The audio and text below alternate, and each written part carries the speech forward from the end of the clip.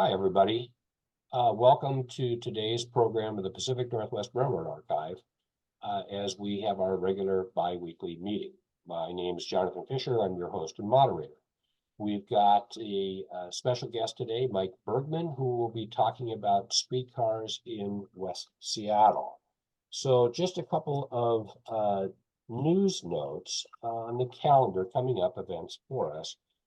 February 28th, we have the rare pleasure of having Bob Kelly, Great Northern expert and past president of the PNRA board, with us talking about Stevens Pass. That's a home game for Bob, so make sure to tune in for that one. Just a rare opportunity to learn more about, Stevens Pass and all that fun stuff. March 9th is the Swim Spectacular, or what I call a Swiminar, Cascade Rail Foundation event that is in Sequim, hosted by the Dungeness River Nature Center.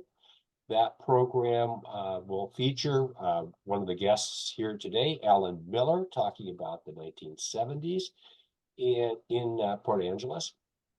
And that program will be available on a live stream, so you don't have to swim to be able to be in the sea. You can watch it live from the comfort of your very own couch, and registrations on the PNRA homepage on the internet. March 13th, Friends of the Washington Park Zoo, thanks to Trent, they're going to be talking about their trains and why can't trains and elephants get along. So March 24th, really special treat for us. Gordon Glattenberg, a world famous photographer, on a Sunday night, we will be talking about Canada and looking at original steam photographs in color in the 1950s taken by Gordon. March 27th, Oregon Rail Heritage Center will be our guest. They're a new guest to our program, so it'll be interesting to learn what they've got. April 10th, Trent Stetz with a program yet to be determined, but we're going to close in on that. And then April 24th, we are having a Jack Christensen double header, which will be a live event at Highline Heritage Museum with Jack and Gary, and we're going to be talking. We'll have a little program, and then we'll take a break, maybe have a piece of pizza or something, if I can talk Bill Zidell into it. And then we'll have a second program at our regularly scheduled 1 p.m. time. That program will be live in person and also will be available as a stream program as well, that is courtesy of the NPRHA. So, like I say, we got a little bit on the calendar coming up, but it's all fun stuff. So I'd like to ask Eric to unmute, and Eric is a member of FOBNR, Friends of the Burlington Northern Railroad. They're the newest member of the PNRA family. They brought some stuff into the building. Welcome, Eric. What's going on with you guys? And first, welcome from all of us to joining PNRA. Well, thank you. Glad to see us finally get to this point of bringing our collections into Burien. It arrived via one of those pods several weeks ago on a Saturday morning, and the pods delivery vehicle, I don't know if you guys ever seen how those things work, but it broke down out in the alley back there. And halfway through the delivery, and somebody had to rush out from pods with a fuse to get their Honda engine running again. Fortunately, the guy knew exactly what was needed and got it backed up to the door there. And Rich Wilkins recorded a bunch of that on with his camera.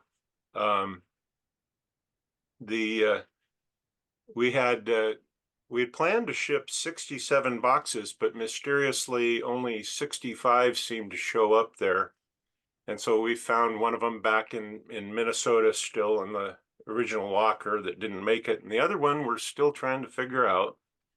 But we got them all numbered sequentially and put into the shelves. I think Rich put them next to, I think it's a bunch of stuff that Kurt has put together. Maybe Kurt and Rich together put that together. And Kurt, have you seen those yet?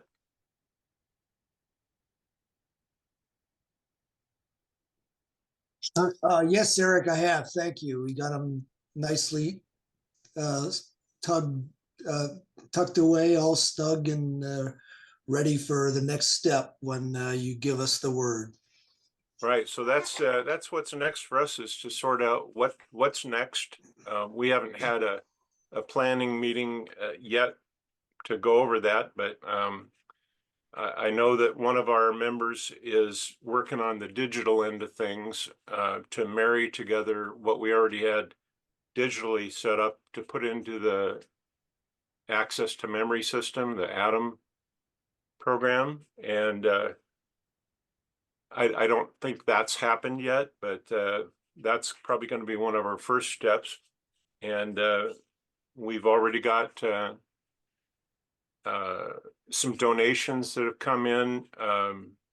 One of them came into PNRA, and they've turned around and sent it to us to process. So we got to get our organization figured out about how we're going to do all this, and hopefully we don't let anybody down.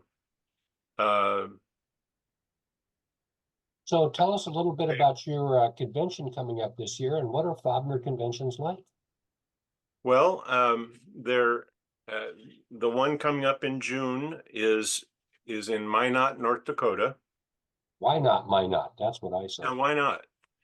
And usually they're a rail fanning affair more than anything.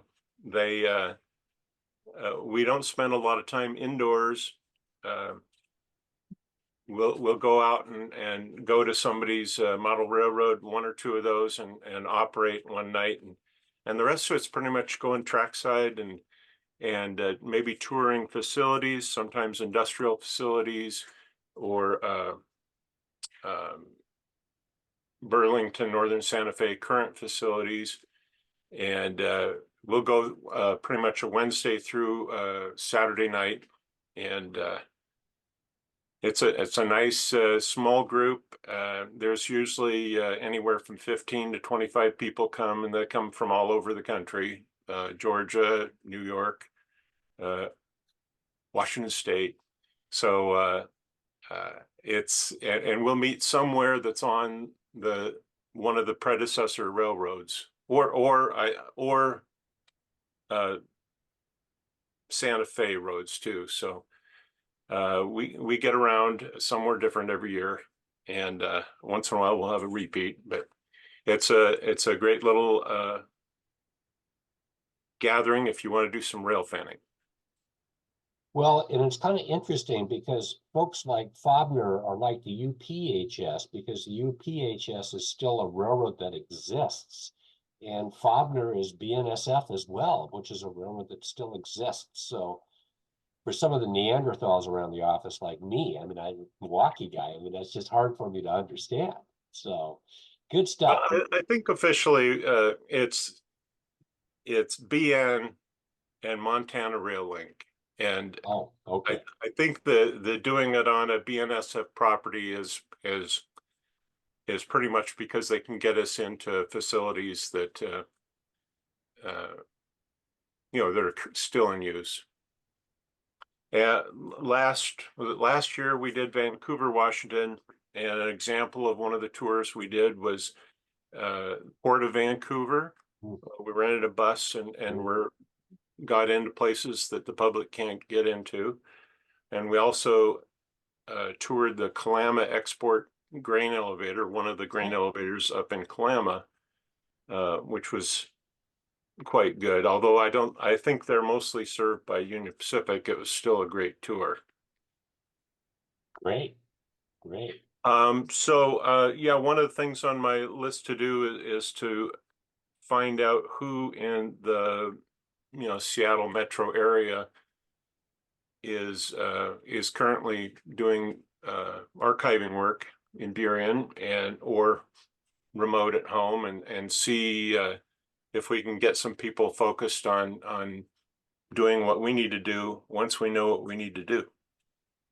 It's always good to have a plan and then implement, and then change it. So, but, Yes. we're glad you're here, and that just kind of speaks to the growth potential of PNRA being able to add a significant new member like this, after 15 years of success. So it's great stuff, and thanks, Eric, for kind of an ad hoc deal. Now, I'm going to turn it over to our special guest, Mike Bergman, and this is going to be kind of a 1-2 punch because Mike will be the narrator, but I am in the film projection room doing the slide advancing. So I can't just sit back and watch like I like to do. So let me just do one thing, and I think I'm gonna just leave this like it is.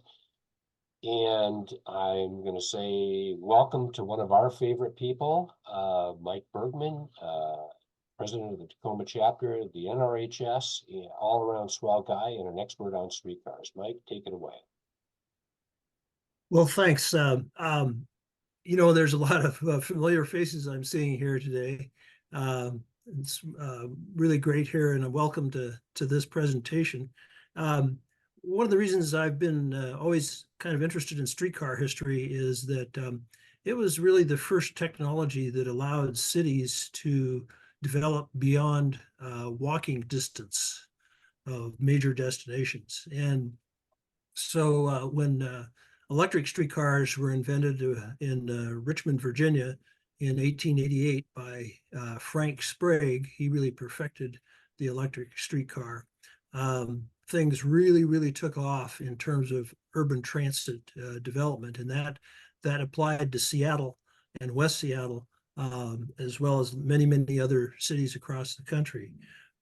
So electric streetcars, by definition, are usually single rail cars operating in the street and getting their power from an overhead trolley wire. They were really the predominant form of public transportation in Seattle until the late 1930s, early 1940s, when they were replaced by motor buses and electric trolley buses. So I want to start off here with a little look at the streetcar system in Seattle as it existed in 1935. So, Jonathan, if you could go to the next slide. This shot here gives you an idea of how extensive the electric streetcar system was, even as late as 1935. So the solid lines there are all streetcar lines. The light colored lines are the beginnings of the bus system as it existed in 1935. And so you can see there's really not a lot of duplication between the buses and the streetcars. The buses are serving more newer and less developed areas than the electric streetcars were. In West Seattle, if we focus in on West Seattle, that's really down towards the lower left-hand part of the map here. West Seattle had really some unique geography. It's a peninsula separated from the rest of the city on 3 sides by water. The major obstacle there being the Duwamish River. Now, by 1935, the Duwamish River had been straightened out, and Harbor Island had been constructed. That's the island that you see there just at the south side of Elliott Bay. That was all man-made out of the tide flats of Elliott Bay. And so before Harbor Island was constructed, which took place gradually over about a 10-year period from around 1912 to 1921, that area was tide flats. And when the tide went out, it emptied almost completely of water. And so there were bridges built on pilings that went across where the top end of Harbor Island is today, to get across to West Seattle. But that came much later than 1916. I'm going to cheat a little bit here and talk a little bit about what existed there before those changes that brought both motor vehicles and streetcars to West Seattle. In the early 1890s, West Seattle was practically depopulated compared with the rest of the city. Just a very, very small number of residents there. And in 1891, a local entrepreneur built a cable car line that connected the Admiral District in the vicinity of Admiral in California down to the Harbor Avenue, where a ferry took off for downtown Seattle. That was the first rail transit in West Seattle. And that cable car line had a relatively brief existence. It was out of business by 1898. At that point in time, the area had been incorporated as the city of West Seattle, separate from Seattle itself. And the city of West Seattle actually took over the remains of the cable car line and converted it into an electric streetcar line that did practically the same function. It took you from the ferry up to the Admiral District using a slightly different route that came just south on California Avenue. So that little section of streetcar line that you just see here in the map north of Admiral Way dated back to when an electric streetcar line replaced that original 1891 cable car line. So the first time that we had a streetcar bridge that connected West Seattle directly with downtown Seattle took place in 1907. And in that year, a streetcar line was built south on First Avenue South, and then across Spokane Street and out to the Junction and the Fauntleroy neighborhood. That later on became Line 2, as we see here on the map. So that was really the first direct streetcar line into downtown Seattle. And then the company at that time, which was called Seattle Electric Company, bought the West Seattle Municipal Railway, that short little line that took you to the ferry, and converted it into a line that went directly from downtown to and from downtown. So it started in the Admiral District around Admiral and California, went south on California, went through the Junction and joined in with the number 2 line, the original Fauntleroy line, and they shared track from the Junction into downtown. So that was routes 2 and 3. Route 1 was built shortly after Route 2. That served the Alki neighborhood, birthplace of Seattle. That was the first place where Arthur Denny and other pioneers settled in 1851. Even by that time, the Alki neighborhood was kind of the resort recreation area of Seattle, and the beaches were really popular there. So the Alki line ran along the water, turned there on Harbor Avenue, and then joined in with routes 2 and 3 near the intersection of Harbor Avenue and Spokane Street. And then finally, Route 4, you'll see Route 4 there paralleling the Duwamish River.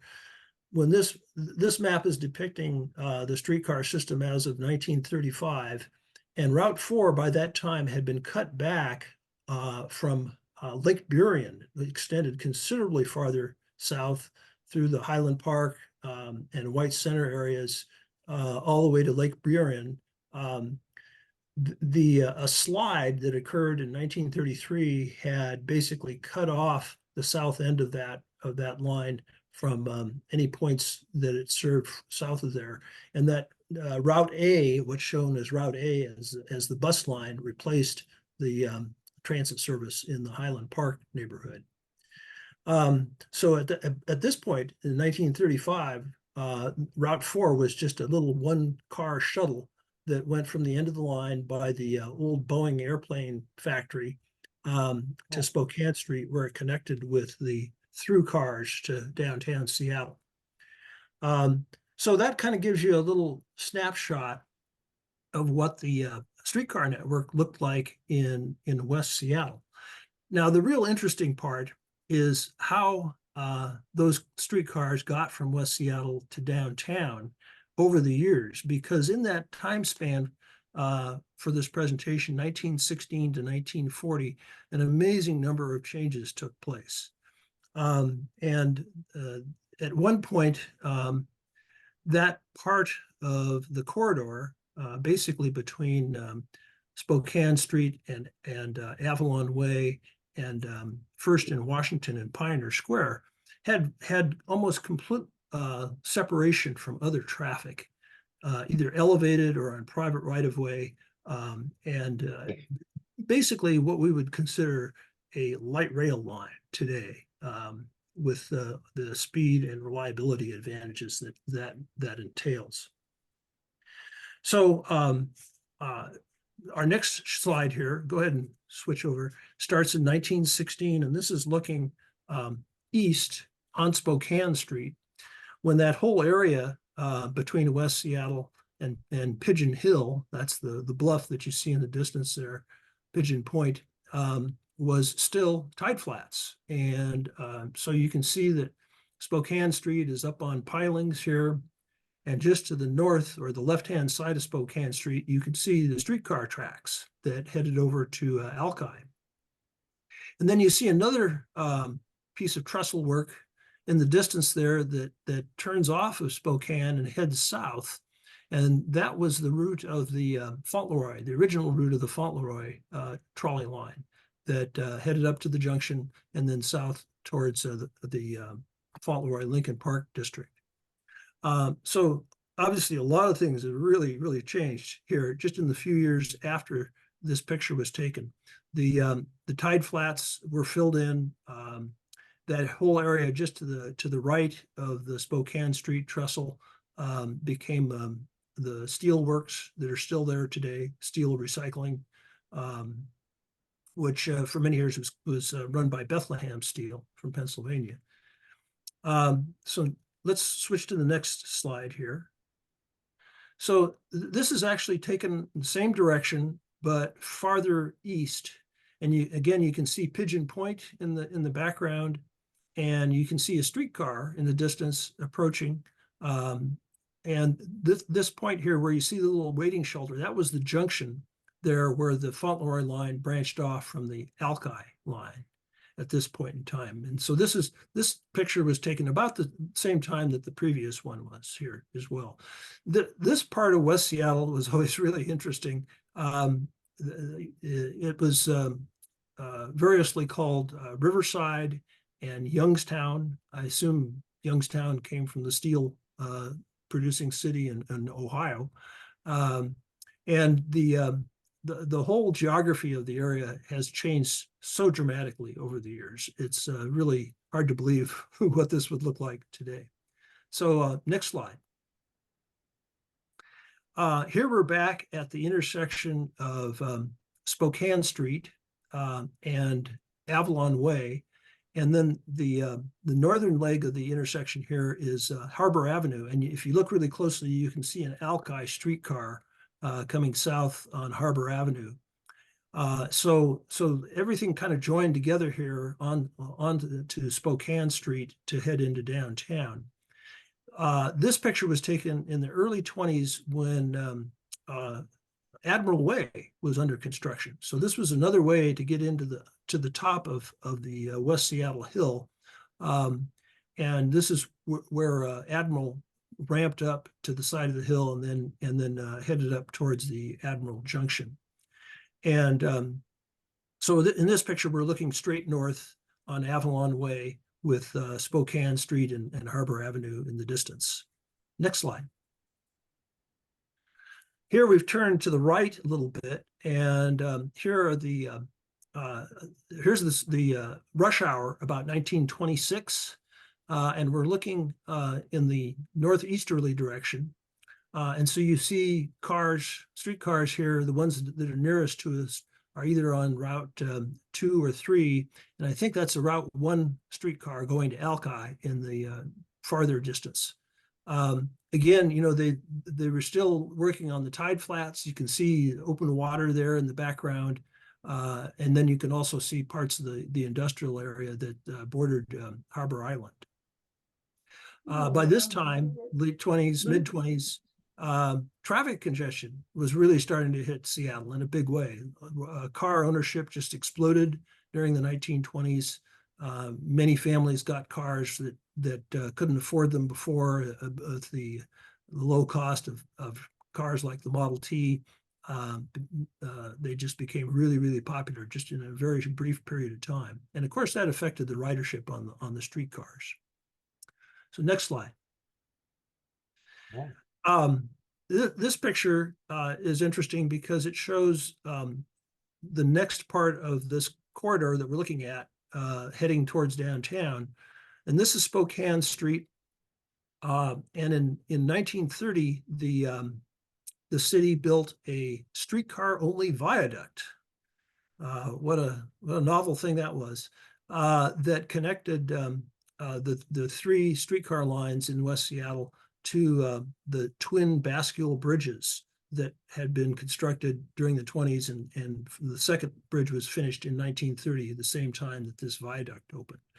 So as a streetcar piece of infrastructure here, this had a really brief life. It opened in 1930 and was last used by streetcars in 1940, just 10 years later.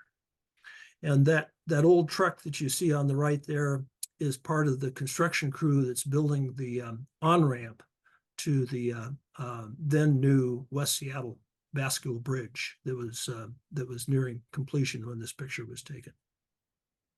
Next slide. Another shot here of that concrete viaduct here that carried the streetcars. There was actually a station near where the city's fire station was there, near 26th and Spokane. And you can see the stairway leading over on the left-hand side of the picture here up to the platform where you could board the streetcar to downtown or to any of the three tails of the West Seattle lines there. With three lines, the service here was really frequent, just about any time of the day. Maybe have at most a 5 or 6 minute wait. And so this became a really important place for local buses. That's the Delridge Way bus that's waiting there at the curb for people that are getting on and off the streetcar up above, making that connection. And so that was very, very typical of the way the system was laid out in the 20s and 30s, that the streetcars provided the line haul service direct to downtown, and in many cases, buses didn't go downtown at all. They just fed the streetcar lines. So next slide. And here's kind of a dramatic view of that same streetcar viaduct shortly before the opening. And there again, you can kind of see where the land here just to the north of Spokane Street is gradually getting filled in, and some of the industrial development that's taking place there. Interestingly enough now, part of the Pigeon Point was dug away when the current high-level West Seattle Bridge was built. And so it'd be hard to replicate this photo, the position of this photo today. And also interestingly, the Sound Transit light rail line, which is planned to serve West Seattle, will also dig into Pigeon Point a little bit further in order to squeeze in between the hillside and the current West Seattle Bridge. So next slide here. Hang on. Come on. A question, is in any industrial buildings in this picture here, the Youngstown picture, any industrial buildings still there that we could recognize? No. Like plant or anything? This is away from that a lot, huh? This is part of Terminal 5, the Port of Seattle's Okay. intermodal area. Right. And so this is that area where you see all the industrial buildings is now filled with tracks and storage for containers. Okay, thanks. Mike, I have a question. Was Yes. any of this cement elevated streetcar thing used as roads after 1940? That's a really good question, Gary. And I've actually been trying to find that out because I learned quite recently that even though streetcars stopped using this structure in 1940, it wasn't torn down until 1948. Oh, And so I've been trying to find out, well, did it just sit there unused all those years, or was it open to some kind of motor vehicle traffic? Hmm. I mean, I would certainly think that it's structurally it was capable of handling motor vehicle traffic if it handled streetcars. But on the other hand, it was probably pretty narrow as well. That's something I'm going to do a little research on. Well, you know, And they Mike, may, there's a series of aerial photographs taken in this area in the early 40s, and they're publicly available at UW. Maybe you could tell from those things. That might be a good place there. Where are those available there? The map library, they call it the series of 1944 Army aerials, but they were actually taken in 41, 42, and they're big, huge lithographs, and maybe you could tell, maybe you can't, but it's something to check into. So it's the map library, UW. Get a hold of Matt Parsons. He's the guy in charge of it, and he can tell you the whole thing. Okay. Thank you. Great tip. Keep going, Mike. Okay, so this view is looking west towards West Seattle. And again, you can see the passenger platform there on the left-hand side. And this is just a few months, I should say, before abandonment of the streetcars and their replacement by trolley buses. And that old Chevy or whatever car it is there that's coming up towards us is entering the bridge, the old Baskel Bridge.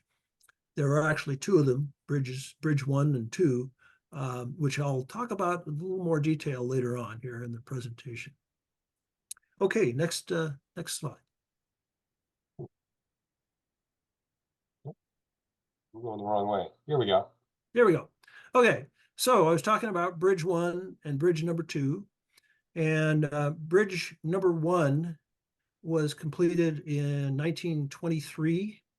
And it replaced a swing span bridge. So on the top, there's two maps here. On the top map, you can see where the old swing span used to be in its center pivot. And that bridge was just a lane in each direction. And it was used by both streetcars and motor vehicles. And it was completed in 1917. Then Bridge number 1, which was what they call a bascule bridge, where there are two separate leaves that open and are counterweighted. That was completed in 1923, and at the time that it was completed, it was used by motor vehicles only, and the streetcars continued to use the swing span bridge.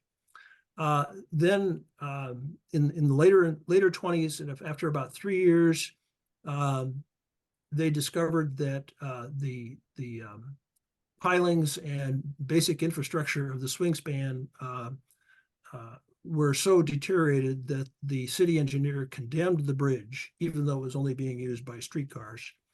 And so the municipal railway had to come up very quickly with a way to get the streetcars onto the new bridge, the Bridge number 1. And so the result was some very interesting temporary track and trestle work that got the streetcars up onto the Bridge number 1 and could continue service to the West Seattle area. So here on the map, you'll see the Northern Pacific Bridge down at the bottom. That kind of is the one constant that's been there in the same place through all these changes in other kinds of transportation crossing the Duwamish West Waterway. Now then, the bottom map here shows what happened after Bridge number 2 was completed in 1930. And here we went from the former situation where both directions of traffic, streetcars and motor vehicles, used Bridge number 1 to where Bridge number 1 became westbound only, And the new bridge number 2 became eastbound only, with streetcars sharing space with motor vehicles only on the bascule span itself and not on the approaches. So you'll see that in the bottom map here, the streetcars are in the middle between each direction of traffic, and they're running on their own private right-of-way through that section until they get onto the bridge itself. So next slide here. So here's the 1917 bridge, and this is looking southwest towards Pigeon Point. And you can see here it's a lane in each direction. There's streetcar tracks mixing, so with streetcars mixing with the motor vehicle traffic. The reason why there's a junction here in the track that you see is that the track that peels off towards the left goes on to what was then a new section of elevated trestle that that was streetcar only, and took the streetcars along Spokane Street from this bridge over to First Avenue South. Totally separated from other traffic. And the track that comes straight towards the photographer was the original track that operated on the surface level of Spokane Street. Next slide. So here, the cameraman is turned around and is looking in the opposite direction from the last picture, and you can see the then new Spokane Street trestle with its private right-of-way, and then there's these ramps, all planked, wooden planked for motor vehicles, coming up from the surface level of Spokane Street to get onto that 1917 swing span bridge. So these pictures here were taken about 1919, just shortly after the city took over the streetcar system. Next slide. So here we have bridge number 1 under construction with the old swing span just to the south of it. Obviously, they kept the swing span open to traffic until the new bridge was opened. And so this picture was taken in about 1922. The bridge itself finally was completed in 23. Next slide. Here, the bridge number 1 is complete. You can see it right next to the old swing span. It's going on at an angle to the south of it. Note here also that the approaches to the swing span, the streetcars are running on trestle work that's totally separate from the motor vehicle ramp up to the bridge. And once bridge number 1 was open, all the motor vehicle traffic was switched over to it. And for about 2 or 3 years, the streetcars continued to use the swing span. And of course, since they were the only ones using it, there weren't any traffic conflicts with motor vehicles. Next slide. Mike, I just quick question on bridge number 1. Is bridge number 1 the one that had the bad encounter with the ship? Yes. Okay. Yes. So I'll get into that a little later, but yes, No that problem. was the bridge. So in this picture, what we're seeing here is the bridge number 1 over on the right. It's the approach to it. And this is the temporary shoe fly that was put in place on both sides of bridge number 1 so that the streetcars could use it when the swing span was condemned. And so it's crawling underneath the approach to the bridge, and it'll join in with the traffic on the bridge in one of the pictures that I'm going to show a little later here. Again, some landmarks here. That's the main part of West Seattle in the distance, and that's Pigeon Point over towards the left there. That's, again, a kind of a constant geological feature there. And that little bluff that you see, and it has been carved out so many times now, it'd be interesting to do like a geological comparison. This picture also shows construction of bridge number 2. So on the left-hand side, you can see the approaches under construction here of that bridge. So this picture was taken probably about 1929 here, or well, there it is, May 12th, 1930. How convenient, on the left-hand side. Next slide here. Mike, just before we go, if you notice by that telephone pole, there's an advertisement for the North Coast Limited on that billboard. Oh, you got a pair of sharp eyes there. I just see that. Yes, that's really something. Ah. Okay, so here that same streetcar, presumably that we just saw in the previous picture, is joining in with the traffic on bridge number 1. And this was not a really very acceptable situation because the streetcars pretty much had to force their way into the traffic flow. And it wasn't so bad joining in as it was going in the other direction and waiting for the oncoming traffic to let up enough so that they could make the left turn. Next slide. Here's a streetcar making that left turn, going in the opposite direction, heading towards West Seattle. So this series of shots was taken by the Seattle Engineering Department photographer, and they're just really priceless, how he captured all this. That particular streetcar looks weird, Mike, from this perspective. Is it anything special? Yes. These cars were built in 1907 by St. Louis Car Company for Seattle Electric. And as they were originally delivered, the one end was open to the elements. It was, you had the side panels, but there were no windows. And that really wasn't very practical in Seattle with the weather conditions that we have here year round. And so they were enclosed several years later, but that elevated side panel still exists there. So that's what makes them look kind of unusual. Okay, next slide. Another shot here of the shoe fly ramp. In this picture, also you can see the concrete piers going up for bridge number 2, which directly paralleled bridge number 1. When both bridges were opened, there were a total of 8 traffic lanes then available for traffic going to and from West Seattle, which were to pretty much be the standard there from 1930 when the second bridge was opened until 1978 when bridge number 1 was taken out of service by an errant freighter, and the traffic flow was reduced to just 4 lanes, 2 lanes in each direction for several years while a replacement bridge was constructed. Next slide. Here you have a picture here of the shoe fly on the eastern end of bridge number 1, again with a streetcar having to kind of force its way into the traffic flow in the middle of the bridge. So we're looking east here towards Beacon Hill, and a pretty full streetcar it looks like there in this picture taken in 1930. Next slide.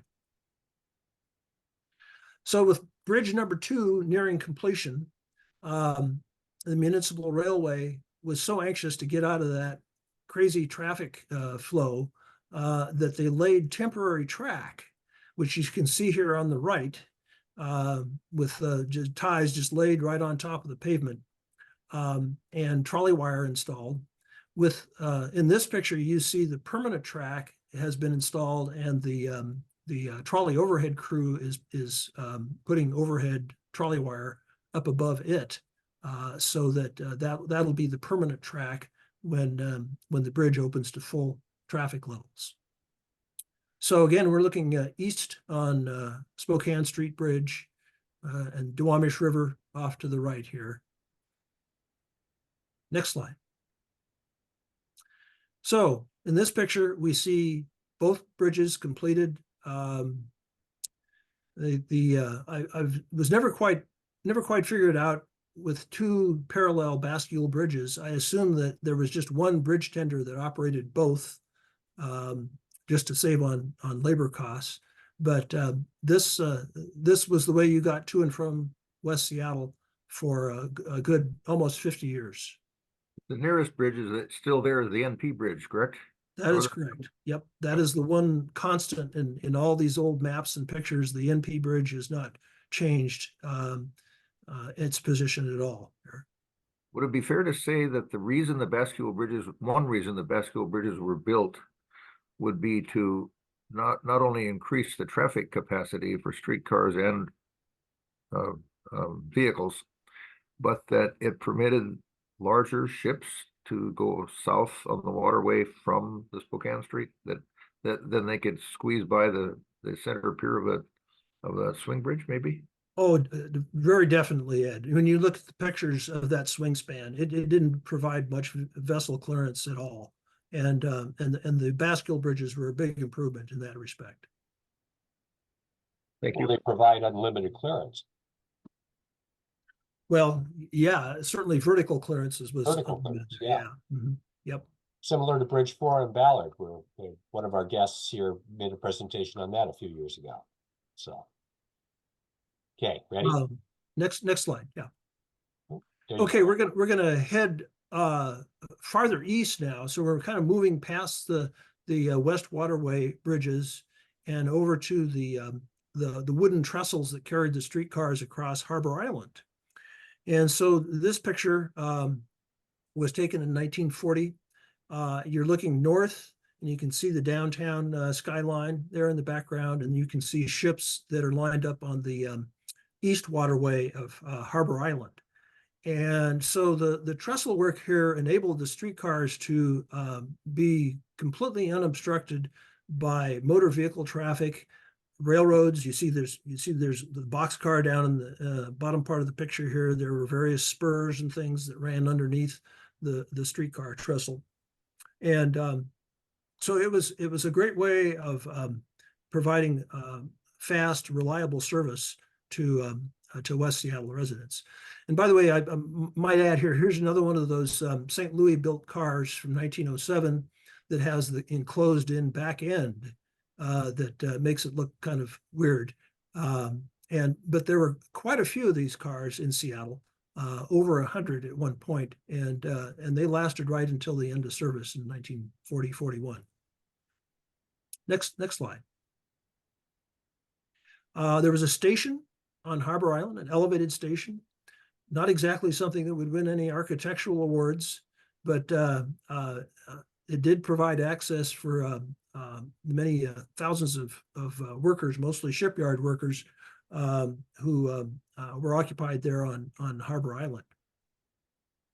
And this picture was taken, I believe, in 1929. It's still quite a hike by foot from the shipyards at the north end of Harbor Island down to this point. It would have been a little bit of a hike. Yep, definitely. And then followed by the trek up the stairs here. There were no escalators or elevators in those days. Were there any streetcar lines north and south on Harbor Island? No. Okay. No. Interestingly enough, there was a trolleybus line that covered the interior of Harbor Island that was built during World War II. Okay. Next slide. Another shot here of the Spokane Street trestle. This is an inbound car heading eastbound on the trestle here.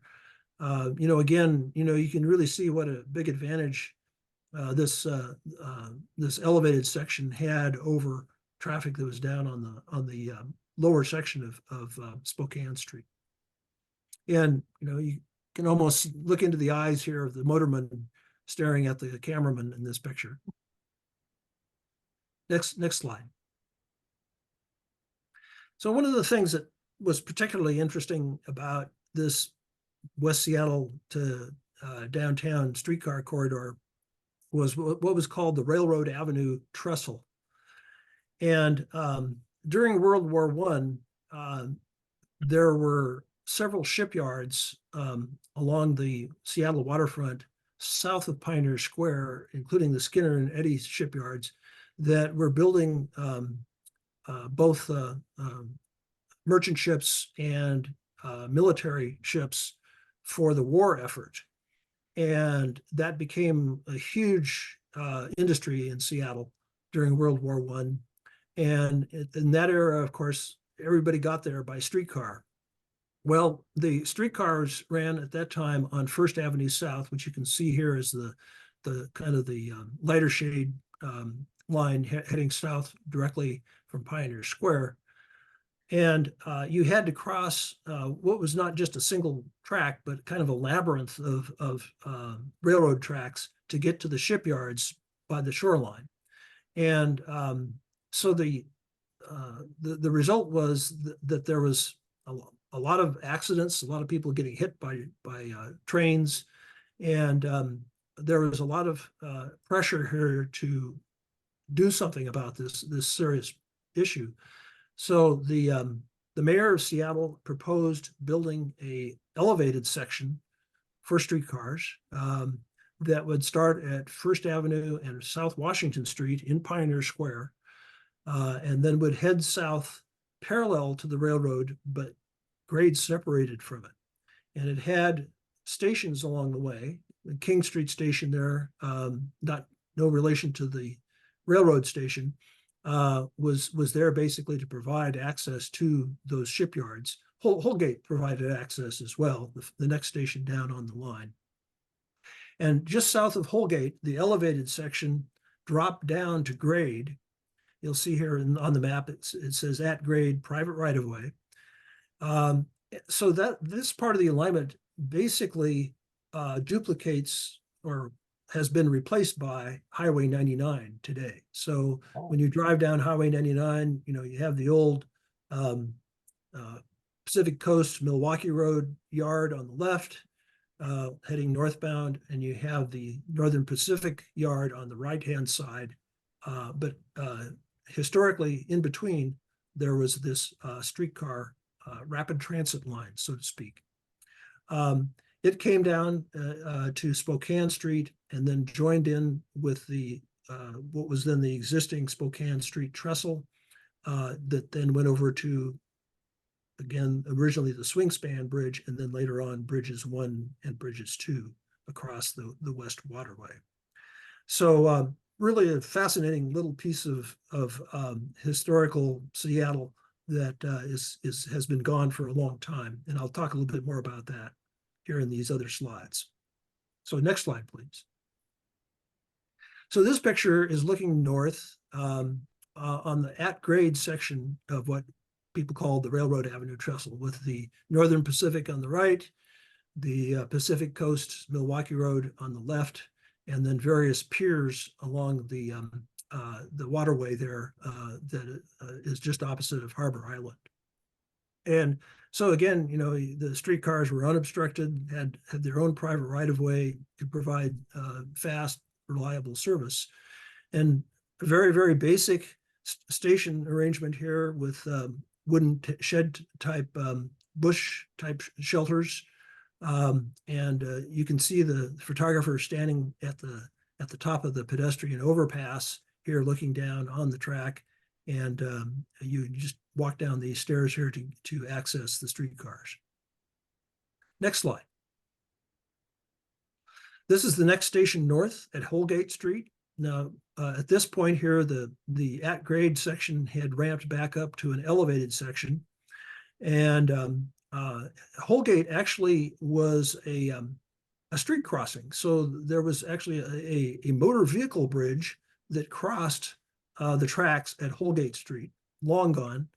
And then at the top of this elevated section here was a passenger station.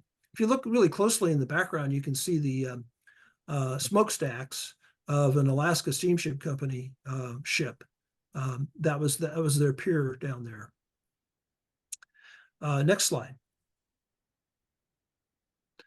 So entering downtown, the elevated streetcar trestle made a sharp turn towards the east and crossed over the tracks that ran along the waterfront, the Seattle waterfront, and dropped down pretty abruptly to the street level of Washington Street in Pioneer Square. Must have been a really scenic ride, I can only imagine here. Next slide. So here's what it looked like where it ramps down onto Washington Street. You can see here the track layout is such that you can, if you're coming from the north from the right here, you can either turn right, get on the elevated structure, or you can continue south along First Avenue and use the old routing to get to West Seattle. Interestingly, all of the buildings in this photo are still there as part of the historic district. And the Marine Corps recruiting station, I don't think that's there anymore, but there's also, I think the Milwaukee Road had an employment office in that building over on the left. And I've seen it in other pictures, but it doesn't seem like you can see the sign for it here in this one. So this series of pictures was taken just before the closure of the elevated Railroad Avenue trestle. And again, the trestle had been built quickly. It was built in a period of about 9 months in 1919, and all of wood. The city engineer determined that extensive repairs and renovations were needed to keep this trestle open and functioning. And the municipal railway, which was prohibited by law from using tax money, just was not getting enough in 5-cent fares to pay for a project like that. So what they ended up doing was going back to the original routing that used First Avenue South to reach West Seattle instead of the elevated trestle. And I'll get into that a little bit later here. Next slide. So this is dated October 21st, 1929, and we're looking east here on the Spokane Street trestle. And you see the steel span there that crosses East Marginal Way. Pardon me. And that's the remnant of the Railroad Avenue trestle that you're seeing on the left, now cut off from its junction with the Spokane Street trestle. And the section of the Spokane trestle that you see kind of trailing off towards the right is actually new. That was built after the Railroad Avenue line was truncated. And that basically ramps down to First Avenue and Spokane Street. So the Seattle Engineering Department photographer was trying to illustrate very well, I think, how all this sequence of changes took place. I like the old traffic signal there at First and Marginal with just a red and a green phase. And the railroad crossing signal looks kind of unique there as well. Next slide. Okay, so this is the end. That's the tail of that section of the Spokane Street trestle here that now ramps down to First Avenue South. And you see its junction, its track junction with First Avenue South. So we're looking west here, and a West Seattle streetcar, if it was coming towards us, would make a left turn off to the right-hand side of the picture here and then continue on into downtown Seattle. And if you look closely on the right-hand side, you can see the remnant of the Railroad Avenue trestle kind of faintly in the distance, hadn't been torn down yet. And of course, that was the section that had been condemned. So all this happened in late 1929, and that was pretty much the end of the Railroad Avenue trestle. The Spokane Street trestle and that concrete viaduct on the other side of the Duwamish Waterway that we were talking about earlier, those all stayed in service until the middle of 1940, when the West Seattle streetcar lines were converted to bus and trolley coach. So next slide there. That's the end of my presentation here. I'd be happy to talk about it more or answer any questions. Wow. Like, in the Northern Pacific Joint Facility photographs taken in the late 1920s, there's a bunch of pictures of that bridge. I have seen a few of those, yes. Okay, there's three or four views of it. I didn't know if you knew about them or not, but yeah, they're nice pictures, and the whole stretch along there was parallel to the NP, so they show up in multiple views. Okay.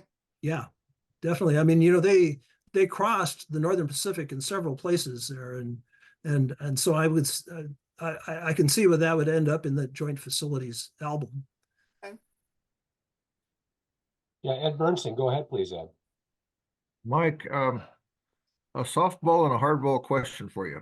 The softball question is, did your interest, since you're a lifelong Seattleite, as I understand it, did your interest in the streetcars and the whole system predate your employment in the transit industry, or what's the sequence of that interest? Were you a historian before a transit planner, or vice versa? I would say I was probably a historian before a transit planner. Okay. There's been 2 books written about Seattle streetcars. One by Leslie Blanchard, who worked for the Seattle Engineering Department, and he published his book in 1968. And I was working at the Seattle Public Library in 1969, and he would come in frequently because he was still doing research on various Seattle streetcar topics. And I met Leslie Blanchard at that time. And I think that's what really got me interested in the topic. And of course, then many, many years later, I wrote a book about Seattle streetcars, which I think had a much more intensive pictorial section, kind of trying to give people an idea of what it was like during the streetcar era, more than Leslie's narrative history. All right, thank you. And the second question, in the June 2011 NRHS National Convention based in Tacoma with several outlying activities, we had a Seattle streetcar trolley type tour inspecting various facilities that then existed in Seattle. Do you think there's a possible market for putting something like that together in this coming summer? And would you be interested in putting that together? We're right now, we're putting together a similar kind of tour for Rail Camp, the NRHS Rail Camp. Okay. And I'm hoping that through that process, we'll get some contacts established that'll enable us to do that for other groups as well. Okay, thanks. Like the Tacoma chapter of the NRHS. Yes. Yes. Okay. Yeah, another adults, because the thing is that the rail campers can do all sorts of things on rail equipment with official permission that you can't do as an adult. So that's right. I hear from adults all the time that, hey, I want to go to this thing. Yeah. Any more questions or comments from our esteemed gallery today? I'm just kind of looking around the room here. I'm gonna just check in with a couple of people. Trent, what's the weather like down there in the Rose City? It was nice yesterday. Today it's 41 and rainy. Getting any wind? No wind. Oh, No wind. okay. And No in the wind. Tri-Cities, Steve Howes, how's it over there?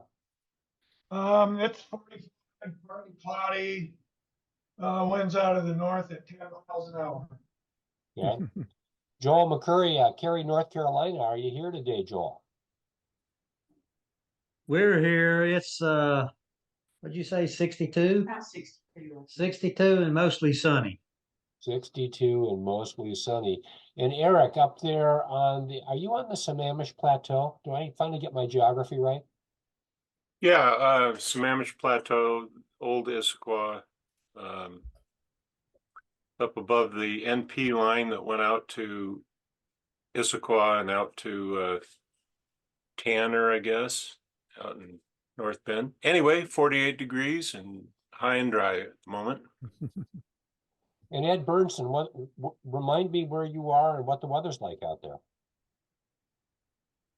in Gig Harbor, it's clear, calm, 48, 4 inches new snow. Yeah, right. Yeah. Always gotta, we always gotta get the comedians involved. So that's great. Thanks, guys. Hey, I thought today's program was fun, and Mike, it was very informative. I mean, I live in West Seattle, and I can see Mike Inkelkofer nodding his head up and down. He enjoyed it as well. We all enjoyed this, and it's just really great to have your programming. So thank you so much for being our guest. We're a little bit after the hour. Kurt's giving you a big hand too. Mhm. We love you. So 2 weeks, we're going to have Bob Kelly, and we'll be talking about the Great Northern. So if I've got nothing more from the community, I'm going to say, oh, Ed Burnson. Okay. Just a quick question, we can allow Mike a 30-second commercial for his latest book? If it's still available? Mike. Yes, Seattle Streetcar Era is still available from Washington State University Press. Okay, thanks. And in fact, someone just bought a copy the other day, and I signed it for him. So they're still out there. Great, thanks. It's a New York Times bestseller, folks. So hop on it while you can. Yes. So back to live action. There's Joel. Hi, Joel. Hey, Did you have something? Go ahead. yeah. So here on the East Coast, we watch Trolleyology from the Pennsylvania Trolley Museum. Okay. Every now and then, Seattle comes up, Minneapolis comes up, so it's not just Pennsylvania. In Well, case thanks. It's good anyone's to know. interested, right? All right. Well, thank you, Joel.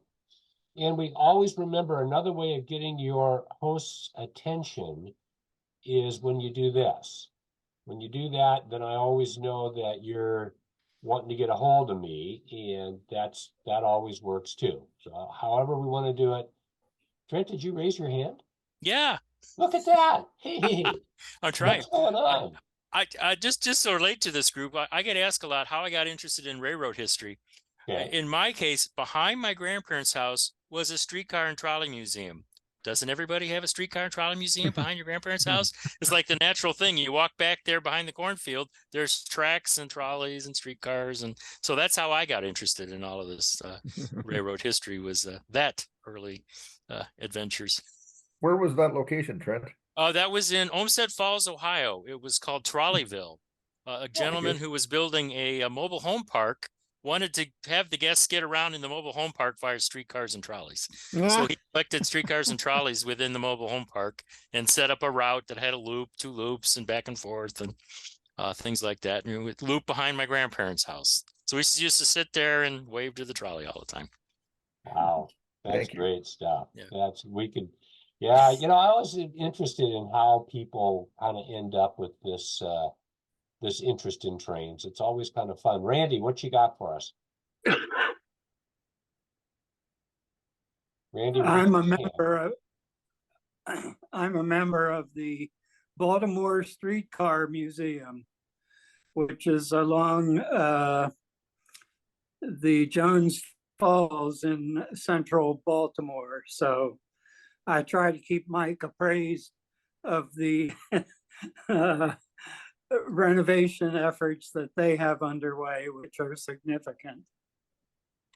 Great. Good place to visit too. I haven't been back there for a few years, but any East Coasters would definitely want to hit that spot. There you go. And on to Gary. Gary, go ahead. Mike, thank you so much. Really enjoyed your presentation. There were a number of pictures that aren't in the original collection from Walt Ainsworth. Did those come in from the Seattle Engineering Department, or were you? I think, if I recall, Gary, that those Seattle Engineering Department pictures were in the collection. Whether they were attributed to Walt, I'm not sure. I'm not absolutely sure about that. I just didn't remember them from going through the collection. Yeah. But there was some of those pictures, how that everything came into Spokane Street were very interesting. I hadn't seen those. I do know that the original negatives are in the city archives. Oh. And I have seen some of those pictures in other sources. There are books that have been written on West Seattle history, for example. Some of them appear there. But the history of bridges in West Seattle, you could certainly write a good sized book just about that topic. Yes. Hey, Mike, do you know what happened to Leslie Blanchard's collection when he died? I believe that, well, I'm not absolutely sure. There was some consolidation going on. He had some items. Warren Wing had quite a bit of trolley items. There was a fellow that worked for the city water department, and his name escapes me right at the moment, but he was also really active and had a big collection. Bill Converse? Pardon? Bill Converse? No. His name will come to me here. As soon as we go off the air. Well, I Yeah. thought where you got mixed up, this is gonna make, Walt Ainsworth bought out Warren Wing's collection. Yes. That's how come the two kind of got merged together. So the streetcar pictures were almost all from his, not from Walt. Yeah. I think it's possible that Warren got Leslie's collection. That That's wouldn't just, be a bit it's just a surprised. guess. That's what I seem to remember too. I just wonder what you thought of it, because I think Warren told me that it would make sense. They were good buddies and they were in the same sort of thing. Yes. Sense, yeah. Okay. Yeah. I know that Turner took some streetcar photos, but He was a motorman. was there a separate streetcar collection that he put together, or Oh, well, they're just into Warren Wing's stuff? unfortunately, the Turner collection was rather mishandled. Oh, And it got scattered all around the place, and I ended up with a small portion of it. And then the guy downtown Seattle who charged us $10,000 for a single photograph got the bulk of it. oh, okay. And so it got scattered around. But Walt ended up with quite a bit of it because Warren was actually met Turner and was at his house before he died and once afterwards, and he got the bulk of what was left of the negatives. But a lot of it was nitrate, and just gone. And whatever the prints, and then somebody went and computer scanned tons and tons of his photographs way back, and Warren got a portion of those, and the rest of it gone, and we have no idea who it is or what happened to the records or anything like that. And then a lot of it apparently got destroyed sometime thereafter. So, but it's really too bad. I went to the house. It's in West, up in Ballard, and nobody there knew anything about it. So the house didn't stay in the family, so they're all gone. But that's what happened. It's too bad. So Warren got the bulk of what was obtainable. But the stuff that was gone before that, nobody knows. Ed, go ahead, please. Ed Burnson. The names you mentioned are quite familiar. When Tacoma chapter got started in April 1965, that 3 or 4 years before the 1970 BN merger, we had as early members of Tacoma chapter NRHS William Converse, and we still have his several dozen manually prepared notebooks of steam locomotive rosters from all over the country. I don't remember much about electric railroads in that collection, but I haven't looked at it for 50 years. But people like Perry Brunson and was a member of the chapter, and several of the people you just mentioned briefly. Well, names I'm not sure about Walt Ainsworth, but I know Warren Wing was a member for a while. And several of the photographers or electric railroading stuff you just mentioned were members at that time. But of course, we all go on to do other things. And there were several other organizations operating at the same time. One was the Northwest Trolley Group, I think they called themselves, who had a very strict policy of no dues, no newsletters, no nothing, just show up first Friday. Great. But anyway, in Tacoma chapter's archives, we have some Bill Converse stuff. I don't remember if we have anything interesting yet. We'll have to take another look from the other photographers. Well, I found out, Ed, after Bill Converse died, I find out that his wife and my stepmother were good friends. They never bothered to tell me this. And so I showed up at Bill Converse's house after he died, and his wife was selling off his collection. He had a massive dining car China collection, and I think most of that went to Bruce Fowler. But the rest of it was all up for sale. I had $5 whole, and that was it. And I bought these, him and another guy went to UW, and they actually got their hands on the original Clark Kinsey negatives, 4,500 of those original negatives, and printed all of them. So that's how come the UW has a set available for viewing. So they had a stack of those there. So I got 5 of those. His wife, I think, kind of felt sorry for me. She gave me these big bags of photographs. Nobody wanted to bother to sort. So she said, here, take these. I took them home, and it was all almost Skagit River. You never find Skagit River pictures. There were hundreds of them in there. because he worked for City Light and was going to do a book on the railroad and borrowed a bunch of stuff from the city. He died and supposedly it never went back, but the collection was just scattered and sold to all kinds of people. So Daniel, does Wilkins know about that? I have no idea. Oh. But I was there and that's what the woman told me. So I have no Oh. reason to doubt her. But God, there's thousands and thousands of slides and prints and negative. They're all been sold at $5 whole bucks. So, I mean, because Wilkins has been working on a book on City Lights Railroad, so. Oh, I told him I had all this stuff, but Oh, okay. and then there, in Walt Anderson's collection, there's a half a dozen or so color slides taken up there. Swanson got a ride on it, and somewhere in Magnolia, there is a house, and there are several thousand, if not tens of thousands, of negatives, slides, prints, all this stuff from Swanson's collection. It's sitting in a basement. It's dumped over on the floor, I guess, and it just anyway. And they won't part with it no matter what. It's really disgusting. I mean, they stole all this stuff, tens of thousands of bucks worth of brass, the whole works, and but that stuff sitting there. Wally collected stuff from all kinds of people, and he had lots of money in the right time, right place. But the family won't do anything. They're just going to let it sit there, and who knows what's happened to it. Well, you know, these One things final happen. thought. Go ahead. One final thought. I can think about since the 1960s with the Tacoma chapter in RHS, these collections that are being mentioned were all personal collections. Some were extensive, some were less so, but all carefully protected or carefully gathered by the individual. We did not have a good system in place for where to put all this stuff, or where to encourage the family and the collector to put in his will what the heck is supposed to happen to it.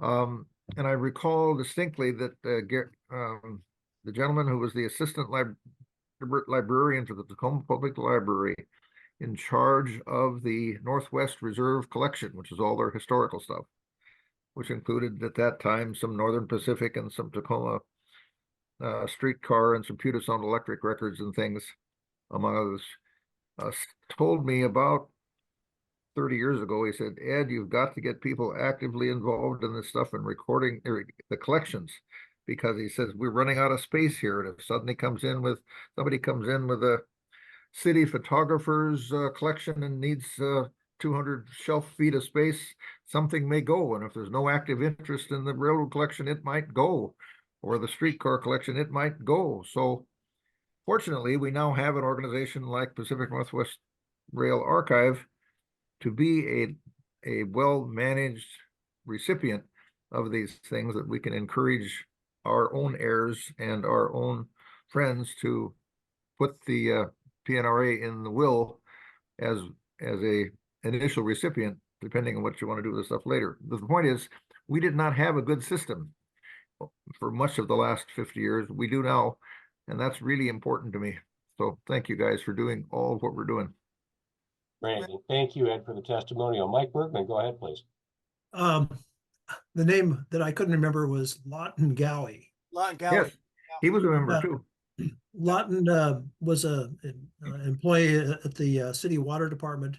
Yep. His collection went to the UW. Right. I'm quite sure of that. We mentioned James Turner, fantastic photographer. He was a municipal railway motorman, streetcar motorman. Harold Hill took many streetcar pictures. He, a lot of these folks were just rail fans. If it ran on rails, they were interested in them, and they took pictures of them. And of course, much of that was steam and diesel, but some of them had a definite interest in electric streetcars. So we should be eternally grateful that they were there at the right time and in the right place to record so much of the streetcar era. And there is an extensive category that was very active in the 60s and 70s, and that was logging railroads. And so yes. I'm not sure quite who's focusing on that at this point, but that's a whole area that I think we should take a look at to be sure that it's not being lost. Well, it's interesting that I can remember as a little kid being in presentations at the Inland Empire NRHS meetings, and just marveling at the passion that these people had over trolleys and streetcars.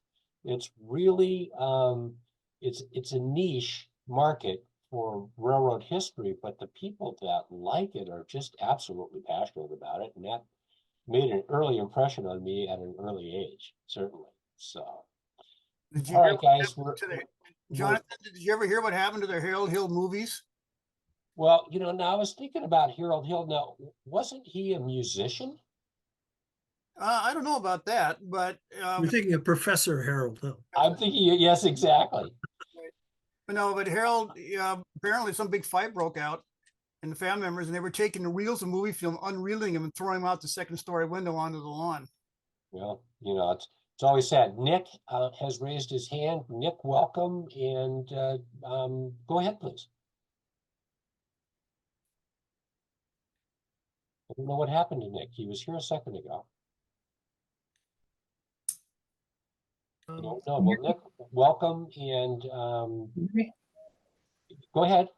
Are there any surviving Seattle streetcars anywhere on display? Daniel? Dan? Well, it's not on display.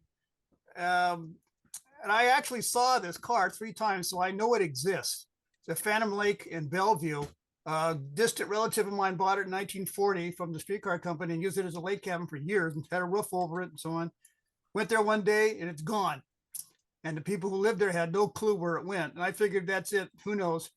Later, I heard that it got moved not too far from there, but no one seems to know exactly where. But somewhere right around Phantom Lake there near, Bellevue. And supposedly the guy said you drive on the road, you can see it. So if you know where to drive, but it's got, how far would you move something like that? So I presume it's somewhere in that neighborhood. As far as I know, that's the only streetcar that's still around. There's one of the cable cars is in the Smithsonian or something like that. Yeah, there are 2 Seattle cable cars that are still in existence. One is at the Smithsonian on display, and the other is owned by the Museum of History and Industry, and that is in their warehouse right now. Yeah, that's the yellow. There is a Seattle Bernie streetcar, electric streetcar, single truck, that is in a warehouse in Anacortes, and it does not have its original trucks on it there, but the body is still extant. Anybody that's into Pewtertown Electric employee tags? I got a whole bag of them here. Nick, thank you very much. That was a great question. Thank you for asking. Yeah, thank you. Anything Thank you want to for follow up the on answer. there? Anyway, thanks, Nick, for the question. Yeah, thank you. We are we're coming to the bottom of the hour, guys. So Mike has had a great program today, as always, and Mike, we'll have you back in the future. I guarantee it. In the meantime, we've got Bob Kelly in 2 weeks, and today is, of course, St. Valentine's Day. So, tell one of your friends Happy Valentine's Day. And of course, it's also Ash Wednesday. So, just sort of an interesting combination of dates. If I don't hear anything more, I'm, host and moderator. I'm also the parliamentarian, and so I can call for adjournment. And so I'm going to call for an adjournment, and I'm going to thank everybody for being here. Thanks, Mike, our special guest. Thanks for our audience, and just always, put in a good word with PNRA, for this program. Your support is appreciated. So until we meet again in 2 weeks, I'm going to say to everybody, have a great day, and don't take any wooden nickels. Bye for now. Unless it's Tenino. Yeah, there you go. Okay. Tenino, they're legal. Yeah, there you go. All right. Okay, everybody, bye for now, and have a great day. Jack, it was great seeing you again. And Jack, I'll see you and talk to you again soon, okay? Bye for now, Jack. Okay, everybody. Bye-bye.